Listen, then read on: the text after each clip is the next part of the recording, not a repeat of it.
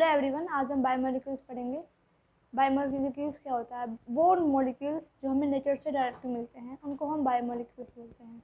जैसे कि carbohydrates are primarily produced by plants. ये कार्बोहाइड्रेट एक एग्जांपल है बायोमोलिक्यूल का ही, जो डायरेक्टली प्रोड्यूस होता है बाय प्लांट से। कार्बोहाइड्रेट जैसे कि इसके examples cane sugar, glucose, starch etcetera. CxH2Y molecular formula है कार्बोहाइड्रेट्स का। ये बहुत इंपॉर्टेंट है, ये एग्जाम में बहुत ज़्यादा पूछा जाता है। और कार्बोहाइड्रेट्स में भी defined as optically active polyhydroxy compounds, aldehyde ketones which produce such units on hydrolysis. माने ऑप्टिकली एक्टिव पॉलीहाइड्रोक्सी कंपाउंड्स होते हैं, या कीटोन्स कह लो या एल्डिहाइड्स कह लो, जो प्रोड्यूस करते हैं इन सब यूनिट्स को जो हाइड्रोलाइसिस पे होने पे। और कार्बोहाइड्रेट्स को हम सैकराइड्स बोलते हैं। ये बहुत पूछा जाता है एग्जाम में, इसको अंडरलाइन कर लीजिए। और जो कार्बोहाइड्रेट्स हैं वो कई तरह के, तो जो शुगर मिल्क में प्रेजेंट होती है उसको हम लैक्टोस बोलते हैं। वो इन दी फॉर्म ऑफ लैक्टोस की फॉर्म में शुगर प्रेजेंट होती है मिल्क में। अब हम बात करेंगे कि कितने different types of carbohydrates, monosaccharides, polysaccharides और ओलिगोसैकराइड्स। अब हम बात करेंगे क्लासिफिकेशन ऑफ कार्बोहाइड्रेट्स। 3 तरह की क्लासिफिकेशन होती हैं, पॉलीगोसैकराइड्स, मोनोसैकराइड्स, ओलिगोसैकराइड्स। अब पहले हम बात करेंगे मोनोसैकराइड्स।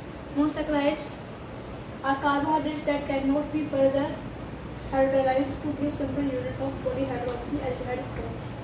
मोनोसैकराइड्स वो होते हैं जो फर्दर डिवाइड नहीं किए जा सकते हैं टू गिव सिंपल यूनिट्स। जैसे कि हमारा सुक्रोज है, तो हमने उसको हाइड्रोलाइज करा तो हमें ग्लूकोज फ्रक्टोज मिला, बट जो ग्लूकोज है उसको फर्दर हाइड्रोलाइज करेंगे तो हमें कुछ भी सिंपल यूनिट्स नहीं मिलेंगे। तो ग्लूकोज और फ्रक्टोज ये हमारे मोनोसैकराइड्स हैं। अब हम बात करेंगे oligosaccharides. Carbohydrates that yield 10 monosaccharides units on hydrolysis. वो यूनिट्स या वो मोनोसैकराइड्स जो फर्दर डिवाइड करने पे हमें बहुत सारी मोनोसैकराइड्स दे सकते हैं।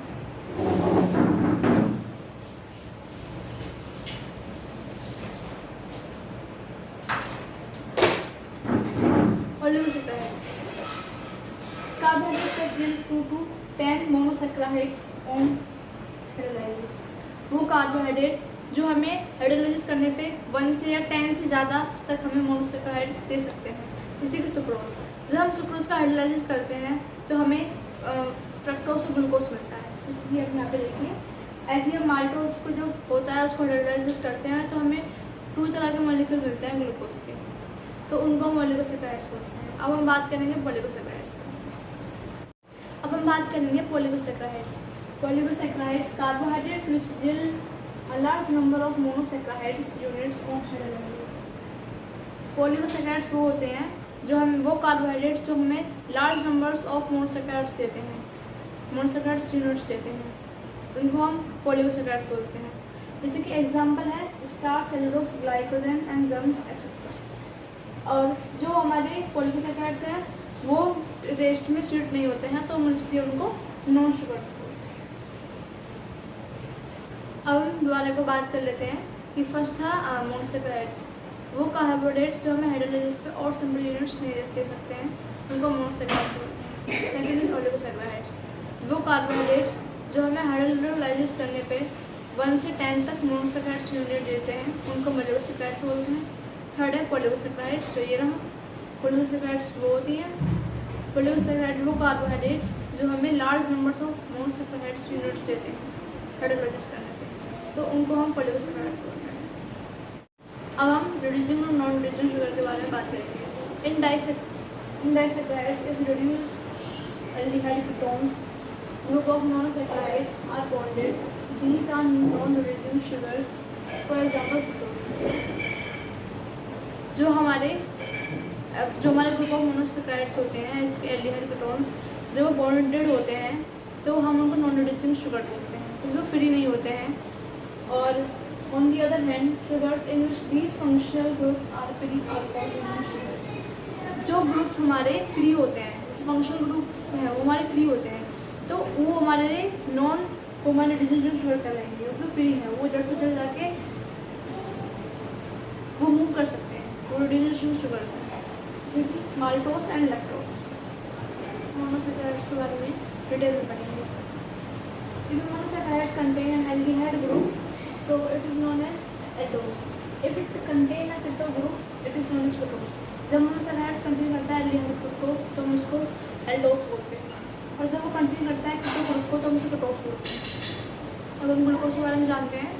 ग्लूकोज का फॉर्मूला क्या होता है और इसका अदर नेम क्या होता है। ग्लूकोज का फॉर्मूला C6H12O6 होता है। अब अगर हम इसको स्ट्रक्चर में लिखना चाहें तो हम इसको CHOH बाहर में O एंड CH2OH, ये स्ट्रक्चर होता है ग्लूकोज का। और ग्लूकोज को हम एल्डोहेक्सोस बोलते हैं। ये एग्जाम में हमेशा आता है, आज ही जाता है 1 नंबर में कि एल्डोहेक्सोस का अदर नेम क्या है और इसका स्ट्रक्चर क्या है या इसका फॉर्मूला क्या है। अब हम बात करेंगे प्रिपरेशन ऑफ ग्लूकोज। प्रिपरेशन कैसे होती है, दो तरह से होती है। फर्स्ट है फ्रॉम केन शुगर से। केन शुगर से कैसे होती है, जो C12H22O11, ये हमारा सुक्रोज का फॉर्मूला है। जब हम सुक्रोज को ये हमारा सुक्रोज का फॉर्मूला है, जब हम सुक्रोज को हाइड्रोलाइज करते हैं in the presence of water तो हमें 2 यूनिट्स मिलती है ग्लूकोज फ्रक्टोज। 2 मोनोसैकराइड्स के हमें यूनिट मिलती है ग्लूकोज एंड फ्रक्टोज। अब हम बात करेंगे second step of preparation of glucose का। यहाँ पर हमारा C6H10O5 है, इसको हम जो ये फॉर्मूला स्टार्च उसमें यूज कर रहे हैं। हमने इसे in the presence of water में हाइड्रोलाइज करा 393 कैलोरी के टेम्परेचर पे, तो हमें इसमें ग्लूकोज दिया हाइड्रोलाइज करें। तो ये हमारा सेकंड स्टेप है कि हमने कैसे प्रिपरेशन करी ग्लूकोज की फ्रॉम स्टार्च से, फर्स्ट था फ्रॉम केन शुगर से। और अब हम बात करेंगे कि हम क्या स्ट्रक्चर ऑफ ग्लूकोज के बारे में। अब हम स्ट्रक्चर ऑफ ग्लूकोज के बारे में बात करेंगे। जो मॉलिक्यूलर फॉर्मूला है C6H12O6 है, ये हमने पहले भी हम डिस्कस कर चुके हैं, और इसका स्ट्रक्चर ये भी हम डिस्कस कर चुके हैं। अब हम फर्स्ट देखेंगे जो स्ट्रक्चर कैसे बनता है ग्लूकोज का। फर्स्ट से बनता है ग्लूकोज का स्ट्रक्चर है। जब हम इसको HI के साथ हीटअप करते हैं तो हमें N-हेक्सेन चेन मिलती है जो स्टेट होती है CH3 CH2 O CH3। जब इसको ओपन में लिखेंगे तो CH3 CH2 CH2 CH2 CH3 1 2 3 4 5 6 carbon इसमें तो N-हेक्सेन, ठीक है। और ये लिखा हुआ है विद HI फॉर्म्स N-हेक्सेन। अब सेकंड स्टेप के बारे में बात करेंगे स्ट्रक्चर ऑफ ग्लूकोज के। जब हमने ग्लूकोज का ये स्ट्रक्चर है, जब हमने ग्लूकोज को हाइड्रोक्सिल अमाइन के साथ रिएक्ट करा तो हमें ऑक्सामाइन मिला, इसका हम ग्लूको ऑक्सामाइन बोलेंगे क्योंकि वो ग्लूकोज से रिएक्ट करा है। NH2OH हमारा हाइड्रोक्सिल अमाइन ही होता है। और जब हमने ग्लूकोज के साथ ही हाइड्रोजन ऑफ साइनाइड को ऐड करा, हमने उससे रिएक्ट किया तो हमें साइनोहाइड्रिन मिला। ये रहा H, ये हमारा एक बॉन्ड इधर है OH का, एक साइनाइड का है, और ये हमारा ग्लूकोज के नीचे वाला स्ट्रक्चर है। इसको हम पूरे को बोलेंगे cyanohydrin glucose, cyanohydrin of glucose, ठीक है। अब ये तो 2 रिएक्शन है, ये इस चीज़ को कन्फर्म करती हैं कि इसमें ग्लूकोज में कार्बोनिल ग्रुप प्रेजेंट है, ठीक है। फर्स्ट वाले में हमें बताया था कि इसमें N-हेक्सेन है ग्लूकोज में। सेकंड में है about 2 reactions confirm the presence of a carbonyl group in glucose, ठीक है। अब हम थर्ड स्टेप के बारे में बात करेंगे। जो स्ट्रक्चर ग्लूकोज का है। थर्ड है, ये हमारा ग्लूकोज का स्ट्रक्चर है। व्हेन वी रिएक्ट विद, जब हम ग्लूकोज को ब्रोमीन वाटर से रिएक्ट करते हैं तो हमें ग्लूकोनिक एसिड मिलता है। ग्लूकोनिक एसिड का जो स्ट्रक्चर है वो COH होता है ऊपर से, और बाकी नीचे का सब सेम रहता है, तो इसको हम ग्लूकोनिक एसिड बोलते हैं। और इस रिएक्शन से हमें ये कन्फर्मेशन मिलती है कि इसमें कार्बोनिल ग्रुप जो है वो प्रेजेंट है। Glucose get oxidized to gluconic acids when reacts with mild oxidizing agent like bromine water. It shows that the carbonyl group is present as an aldehyde group. Glucose gluconic acid में तब convert होता है जब हम उसको mild oxidising agent के साथ react करवाते हैं, जैसे कि ब्रोमीन वाटर, ठीक है। और ये जब इससे हमें कन्वर्शन तो हुई कि कार्बोनिल ग्रुप प्रेजेंट है, तो जो कार्बोनिल ग्रुप प्रेजेंट है वो एज एन एल्डिहाइड ग्रुप है, ठीक है। तो हमें इससे कन्फर्मेशन होगी कि ये हमारा ग्लूकोज है वो एल्डिहाइड ग्रुप का है। अब हम फोर्थ स्टेप के बारे में बात करेंगे।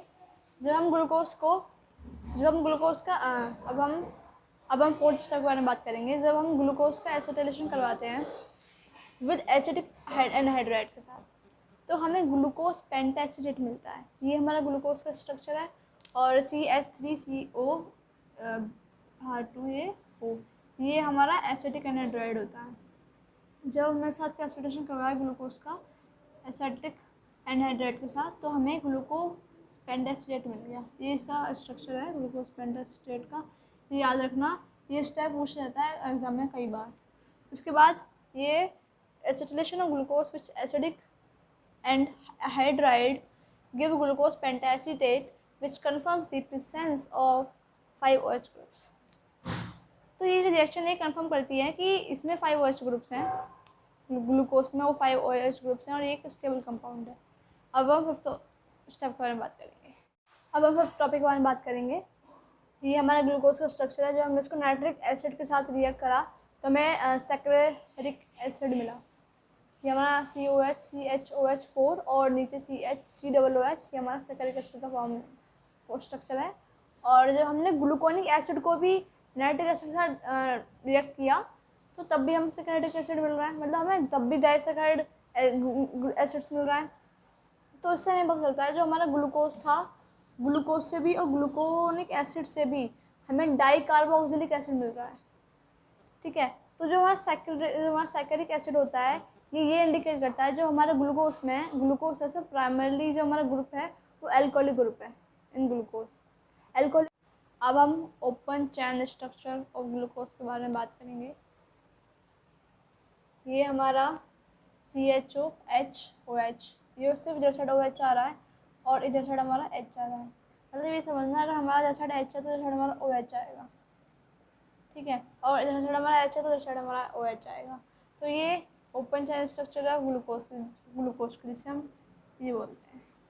ठीक है, और अब साइक्लिक स्ट्रक्चर ऑफ ग्लूकोज में जो हमारा साइक्लिक स्ट्रक्चर ऑफ ग्लूकोज है इसमें कुछ हमारे फैक्ट्स थे जो एक्सप्लेन नहीं कर पाए थे।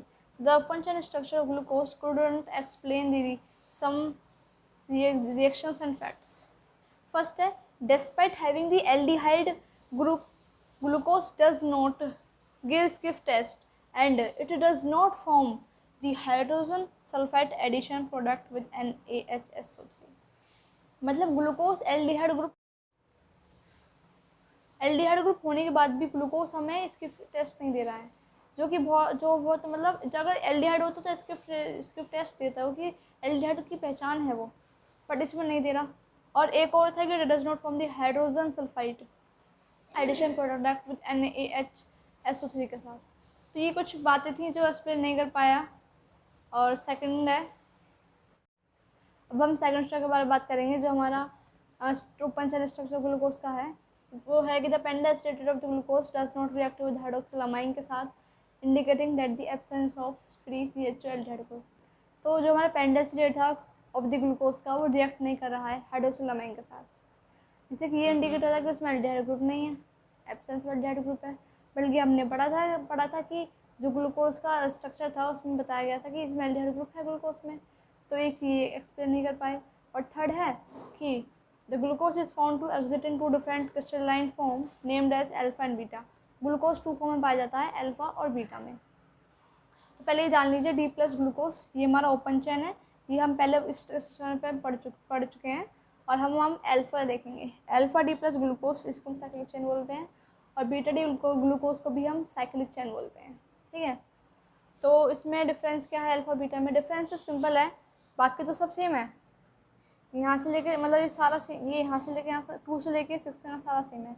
ये जो 1 है 1 2 3 4 5 6 है, ये है कि first carbon, second carbon, third carbon, fourth carbon, sixth carbon. ठीक है, तो जो अल्फा में क्या होता है, जो हमारा OH ग्रुप रहता है वो हमारा लेफ्ट में आता है, बट बीटा में ऐसा नहीं है, बीटा में OH ग्रुप हमारा राइट में आता है। सिर्फ ये डिफरेंस है अल्फा और बीटा ग्लूकोज में। और अल्फा और बीटा हमारे एनोमर्स होते हैं, जैसे कि हम कह रहे थे अल्फा बीटा हमारे एनोमर्स हैं and having different position on OH on C1। ये हमारे एनोमर्स है, बस एक डिफरेंट पोजीशन है कि C1 पे OH की डिफरेंट पोजीशन है। ठीक है, मतलब हाइड्रोक्सिल ग्रुप की डिफरेंट पोजीशन है। अब the 2 cyclic hemiacetal form differ only in the configuration of the hydroxyl group at C1। ये हमारे 2 हेमीएसिटल स्ट्रक्चर हैं जो डिफरेंट हैं, एक कॉन्फ़िगरेशन जो हाइड्रोक्सिल ग्रुप की कॉन्फ़िगरेशन की वजह से डिफरेंट है। ठीक है, अब हम पायरनोज स्ट्रक्चर की बात करेंगे। जो पायरनोज स्ट्रक्चर क्या है ग्लूकोज का? अब हम पायरेनोज स्ट्रक्चर ऑफ ग्लूकोज के बारे में बात करेंगे कि पायरेनोज स्ट्रक्चर क्या होता है ग्लूकोज का। तो ये हमारा पायरन होता है, इसको हम पायरन बोलते हैं। इसका स्ट्रक्चर ये होता है, ये ऐसे करके बनता है, ये हमारा पायरन होता है, ठीक है। और ये हमारा अल्फा डी ग्लूकोपायनोज होता है। ये पायरेनोज है तो पायरेनोज का है तो पायरेनोज हो जाएगा, यहाँ पे ग्लूको का है तो ग्लूको ही रहेगा, और ये पायरेनोज हो जाएगा। ये अल्फा का है, वो बीटा का है। तो इसमें क्या होता है, ये हमारा ऐसे स्ट्रक्चर बनेगा, यहाँ पे एच आएगा या ओ एच। बाकी का अल्फा में सब सेम रहेगा, वही अल्फा में सब सेम है। वो C1 वाला था कि C1 इसमें लेफ्ट था, उसमें राइट था, तो वही चीज़ है। और सब चीज़ सेम है, इसमें 1 है, 1 कार्बन, 2 कार्बन, 3 कार्बन और 4 कार्बन, 5 कार्बन, ये हमारा 6 है, ठीक है। बाकी सब सेम है। और ये बीटा ग्लूकोपायनोज में हमारा OH इधर से ऊपर है और H नीचे है। 1 carbon, 2 carbon, 3 carbon, 4 carbon, 5 carbon, 6 carbon, ठीक है। तो ये हमारा पायरेनोज स्ट्रक्चर ऑफ ग्लूकोज हो चुका है। हमने ग्लूकोज पूरा पढ़ लिया है। ग्लूकोज में जो भी चीज़ थी एनसीईआरटी के बारे में, एनसीईआरटी में ग्लूकोज के बारे में हमने सब पढ़ चुके हैं। अब हम नेक्स्ट वीडियो में फ्रक्टोज के बारे में पढ़ेंगे एंड आगे के टॉपिक्स पढ़ेंगे। Thank you, and if you like my video please share and